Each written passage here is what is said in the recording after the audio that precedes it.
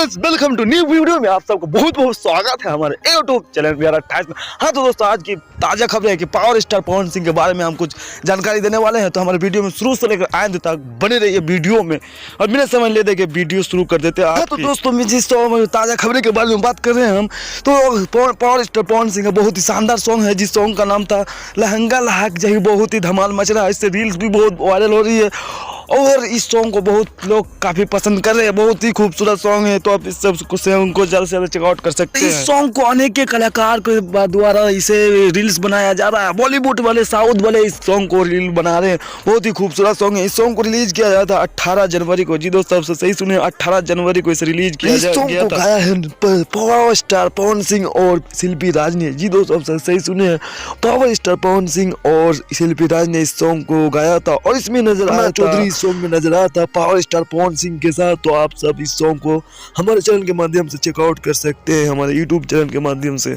इस सॉन्ग को जितने भी आदमी देखे हैं या जो नहीं देखे हैं, वो हमारे चैनल के माध्यम से देख सकते हैं। और जो भी देख चुके हैं अभी तक, वो हमें जरूर एक बार कमेंट करें और हमें बता दें, ताकि हमें भी पता चल जाए।